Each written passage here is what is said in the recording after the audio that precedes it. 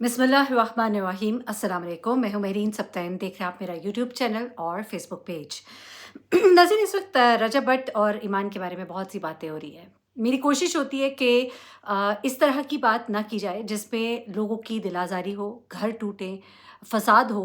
लेकिन मुझे लगा कि मुझे इस पर बात इसलिए करनी है कि कुछ बातें हैं जो मैं समझती हूँ कि शायद मेरे तवज्जुद से उन तक पहुँचे, तो कुछ अक्ल दोनों तरफ से ली जाए और उस चीज़ को उस तरह से हैंडल किया जाए जिस तरह के हैंडल किया जाना चाहिए। अनलकीली सोशल मीडिया की वजह से इस कदर तूफ़ान बदतमीज़ी है कि जो मामलात 2 घराने आपस में मिलकर शायद सॉल्व कर लेते, लेकिन बहुत से लोग अपने मुफ़ादात की वजह से बीच में कूद पड़ते हैं और फिर एक के बाद एक चीज़ जो है उसे उठाया जाता है और छोटी-छोटी बातों का बतंगड़ बनाया जाता है। मैं एक बात ज़रूर शुरू में कहूँगी, मैंने बहुत से लोगों को देखा, पहले वो रजब के खिलाफ बोल रहे थे, फिर उन्होंने ईमान के खिलाफ बोलना शुरू कर दिया।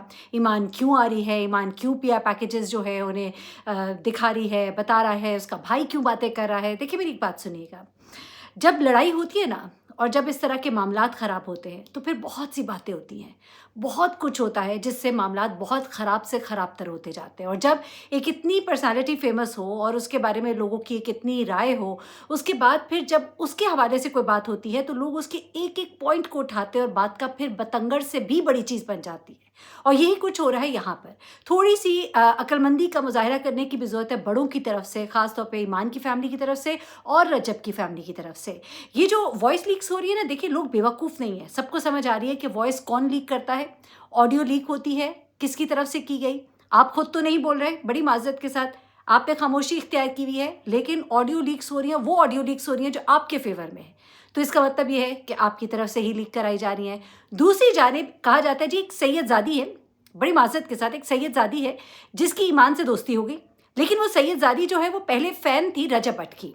लेकिन उसने देखा कि रजब भट्ट बड़ा गलत है, तो उसने रजब की साइड छोड़ दी और वो ईमान की पार्टी में दाखिल हो गई। और अब वो ईमान की पार्टी में जब दाखिल हुई तो ईमान ने उसको अपने व्हाट्सएप ग्रुप में डाल लिया।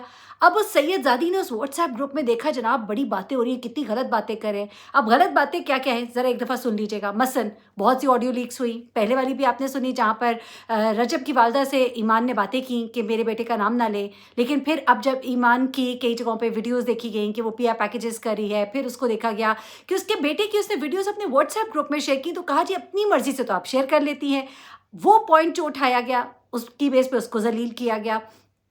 अब ये हो रहा है जनाब कि कुछ ऐसी ऑडियोज़, कुछ ऐसी गुफ्तगू जो ख़ास तौर पे ईमान की फैमिली की तरफ से हैं, वो बहुत सारी एकदम से आउट होती हैं।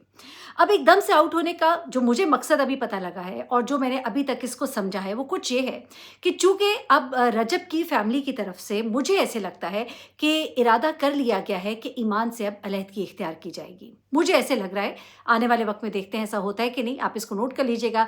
3:08 पर, यानी 3 मिनट और 8 सेकंड पे मैंने ये अनाउंस किया है। अब देखते हैं कि ये होता है कि नहीं होता, अल्लाह ना करे ऐसा हो। लेकिन चूँकि अब ये इरादा कर लिया गया, तो मुझे ऐसे लगता है कि उस खातून को बाकायदा लॉन्च किया गया। वो खातून जो है उसने पहले अपने आप को शो किया मैं उसकी फ़ैन थी, फिर अब मैं नहीं हूँ, फिर उसने ईमान से दोस्ती की, वो उस ग्रुप में शामिल हुई और उसके बाद उसने वहाँ से चीज़ें जो हैं उठा कर रजब भट्ट को और उसकी फ़ैमिली को दी। बकौल एक शख्सियत के जो कि अपने कुछ व्लॉग्स वगैरह करते हैं, मैं सॉरी उनका नाम भूल रही हूँ, मैं किसी तंज़ में नहीं बात कर रही, मेरा थोड़ा-सा हो जाता है कभी-कभी, नाम ज़हन से उतर जाते हैं, भाई हैं वो भी। उन्होंने ये कहा कि जी एक सैयदज़ादी हैं जिन्होंने वो ऑडियोज़ मेरे साथ भी शेयर की और वही ऑडियोज़ उन्होंने डेफ़िनेटली रजब की फैमिली के साथ भी शेयर की होंगी। अच्छा, पहले तो बड़ी माज़रत के साथ सईदों को ये ज़ेब नहीं देता, किसी को भी नहीं ज़ेब देता, किसी की प्राइवेट बातें, अगर आप उस ग्रुप में शामिल ही थी, तो आपने तो फ़सादन वाला काम किया। आपने बेसिकली, आपको लगता है कि प्लांट किया गया कि आप उस ग्रुप में शामिल हो। ये काम होते हैं बहुत, हम लोग बड़े-बड़े ऑर्गनाइज़ेशंस में काम किया हुआ है, वहाँ पे भी इस तरह की चीज़ें होती हैं कि उसकी पार्टी बन जाओ, उसकी पार्टी बन जाओ, शो नहीं करना कि तुम उसके साथ हो। ये बहुत चीज़ें होती हैं, बड़ी गेम्स हैं। और फिर यहाँ सोशल मीडिया में तो फिर हर तरह का शख्स बैठा हुआ है। वो जो मैडम है मौसूफ़ा, जो सो कॉल्ड, अगर वो बताते हैं सैयदज़ादी हैं, बड़ी माज़रत के साथ, बहुत बड़ी बात है कि सैयदज़ादी जो है, आपको देखिए आले रसूल की बात कर रहे हैं आप, मतलब आले रसूल तो मतलब ज़ाहिर-सी बात है, लेकिन आप उनकी औलाद में से हैं और उसके बाद आप इस तरह की हरकतें करें तो आपको तो बिल्कुल ही ज़ेब नहीं देता। अब वो कहते हैं जनाब कि वो उस ग्रुप में शामिल हुई, उन्होंने उनकी गुफ्तगू सुनी, उनको बहुत बुरी लगी, जिनमें से देखिए गुफ्तगू क्या थी मसलन। अब ईमान की वालिदा है और ईमान की वालिदा कह रही हैं कि बड़ों को शामिल करना चाहिए, ये छोटे-छोटे लोग, और उसके बाद फिर वो कहती हैं कि अपने बाप को तो ये जूते बराबर नहीं समझते बेचारे को। अच्छा, अब देखिए, ये एक गुफ्तगू हो रही है पर्सनल लेवल पे किसी की भी। आप मौला का फरमान भी है ना कि दिलों में ना घुस के देखो, लोगों की छुप-छुप के बातें ना सुनो। क्यों? कि कहीं ऐसा ना हो कि कुछ ऐसा सुनो कि बाप बेटे का और बेटा बाप का ना रहे।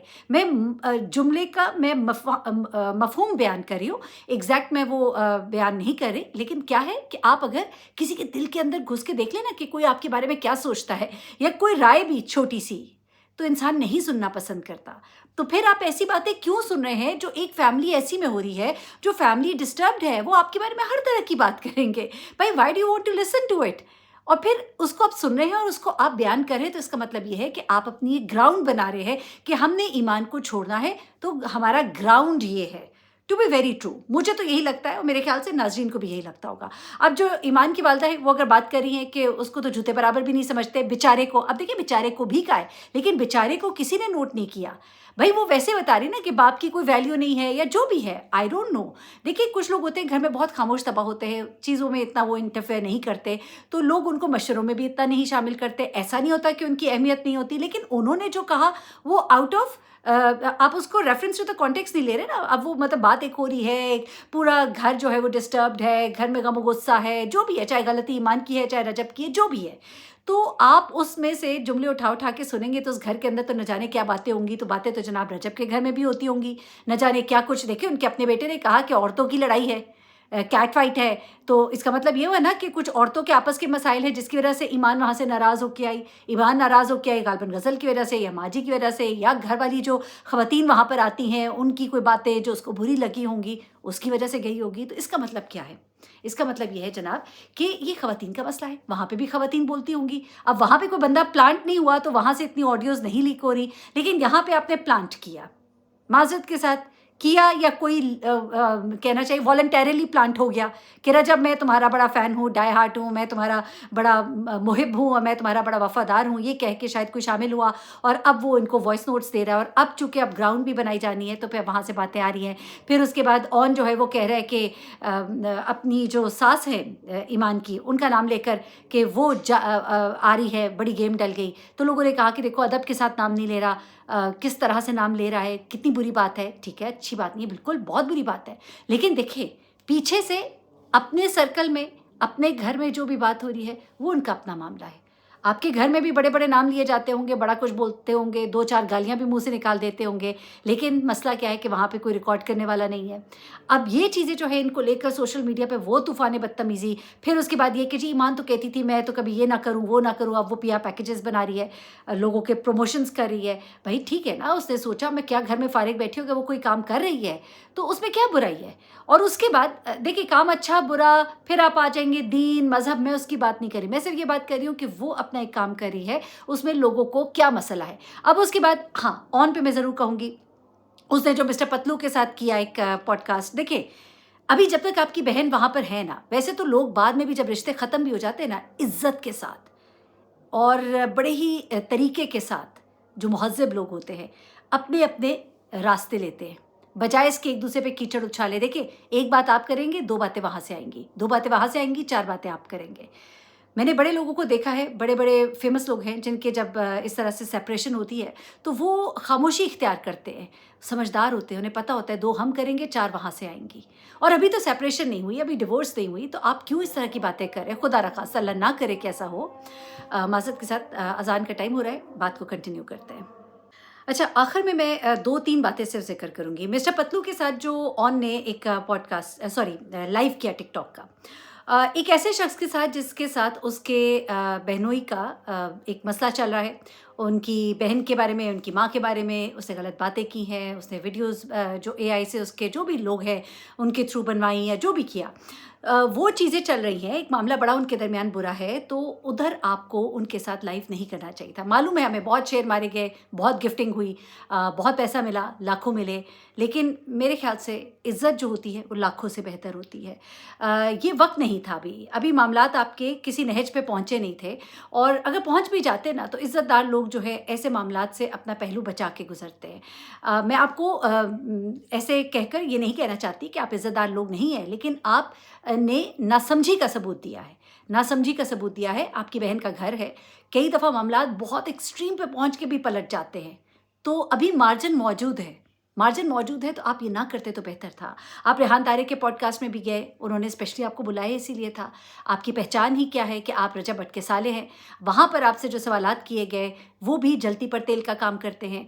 फिर आपने आपकी वालिदा की जो वो वॉइस लीक हुई जिसमें आपके उनके वालिद को कहा गया कि जूती के बराबर भी नहीं समझते, जो कि मैं समझती हूँ इंतहाई गैर मुनासिब है जिस किसी ने भी वो लीक की। लेकिन उस पर जवाब दे दिया रजब भट्ट ने। और रजब भट्ट जो है, मैंने देखा उनकी स्ट्रैटेजी कि वो खुद तो जवाब नहीं देते, बल्कि उनके बहुत से लोग हैं जिनके पास ऑडियोज़ फ़ौरन पहुँच जाती हैं। तो देखिए, लोग बेवकूफ़ नहीं है, पता लग रहा होता है कि ऑडियोज़ जो है वो कहाँ से पहुँचाई जा रही है। और उसके बाद एक और चीज़ है कि ये जो काम है ना ऑडियोज़ वाला, ये जो निकलवाने वाला, ये काम बड़ा गंदा है, ये नहीं होना चाहिए, ये बहुत गंद हो रहा है। अगर आप लोगों ने रिश्ते को नहीं निभाना, देखिए बड़ी माज़रत के साथ, अल्लाह ताला घरों को आबाद रखे, लेकिन अगर नहीं समझ आ रही ना, तो रास्तों को अलग कर लेना चाहिए इज़्ज़त के साथ, बजाय इसके कि इतना गंद मचा दे कि मतलब बाद में आपकी रहती ज़िंदगी तक वो उस बच्चे के लिए भी एक रिकॉर्ड मौजूद है कि मेरी माँ के बारे में ये कहा गया, मेरे बाप ने यूँ किया या मेरी माँ ने यूँ किया। आप प्लीज़ उस बच्चे का भी सोचिए, उसका क्या कसूर है? वो बड़ा मासूम बच्चा है। अल्लाह ताला उसके सर पे माँ और बाप दोनों का साया रखे। और सबसे बुरा मुझे क्या लगा, जब और ने कहा कि बाप की तरफ से कोई फाइनेंशियल सपोर्ट नहीं है। This is very bad. अगर तो ऐसी बात नहीं है तो रजब को चाहिए आए और इस बात को ज़रूर क्लियर करे। आप सारी दुनिया में राशन बाँट रहे हैं, लोग मज़ाक उड़ा रहे हैं। लोग कह रहे हैं कहते हैं ना कि लोगों में आपने बाँटना शुरू किया हुआ है और अपने घर का ही आपको नहीं पता, अव्वल खवेश बाद दरवेश। लेकिन आप जो है वो उलट कर रहे, उलट ना कीजिए। और अगर नहीं कर रहे तो इसको प्लीज़ बताइए, क्योंकि आपके बेटे से ज़्यादा आपके माल पर किसी का हक नहीं है। तो वो अगर चीज़ है मसला, तो उसको दुरुस्त कीजिए। और बड़ी तरीके मौजूद हैं। आपको तो पता है कि अगर ऑडियोज़ जो होती हैं रिकॉर्ड हो जाती है, तो फिर आपके तमाम जो फाइनेंशियल रिकॉर्ड्स होते हैं वो आपके पास हो। आप यूँ दिखाइए, ये देखिए जी, ये है, ये मैंने इतना माल भेजा, ये मैंने अपने बच्चे के लिए भेजा। और इसको मेक श्योर कीजिए। और दूसरा ऑन से भी मेरी दरख्वास्त है कि प्लीज़ थोड़ा सा आहिस्ता चलिए। आप अभी नौजवान हैं, अभी थोड़े कम उम्र हैं, आपको नहीं मालूम इन मामलात का। हमने दुनिया का एक ऐसा रुख देखा हुआ है, ज़िंदगी के इतने साल गुजार लिए हैं, कितनी बहारें भी देख ली हैं कि पता लग गया है कि दुनिया में क्या होता है, नहीं होता है किसी हद तक। तो मैं आपको बताऊँ कि कई दफ़ा मामलात बिल्कुल एक्सट्रीम पे पहुँच के भी पलट जाते हैं। तो वो मार्जिन अभी मौजूद है, लेकिन आप जज़्बात में आके आप उस आखिरी वाली जगह से शुरू कर रहे हैं, जिसकी अभी कोई ज़रूरत नहीं है। और इसकी तो बाद में भी ज़रूरत नहीं है, मत कीजिए। आप अपनी लाइफ़ कीजिए, अपने बाकी काम कीजिए। ये छोटे-छोटे 1-2 जुमले छोड़ देने से और उसके बाद फिर उन जुमलों का ख़मियाज़ा शायद किसी और को, शायद किसी मासूम को भुगतना पड़ेगा। तो रजब से भी मेरी दरख्वास्त है कि औरतों की बातों को एक साइड पे रख के अपने बच्चे का सोचिए और गुंजाइश निकालिए कि अगर बेहतरी आ सकती है तो मामले को ठीक कीजिए, वरना अच्छे से मामलात को ख़त्म कीजिए, बजाय इसके कि सारी दुनिया में जगहसाई भी हो और फिर मामला भी ख़त्म हो। तो क्या फ़ायदा इस बात का? मामलात को खुशउस्लूबी से निभाइए और खुशउस्लूबी से इसको समेटिए। और अल्लाह करे कि आपका घर जो है वो आबाद हो और कीवान को अपने माँ-बाप के साथ इकट्ठे रहना नसीब हो। अपना बहुत ख्याल रखिएगा, दुआ में याद रखिएगा। अल्लाह हाफ़िज़।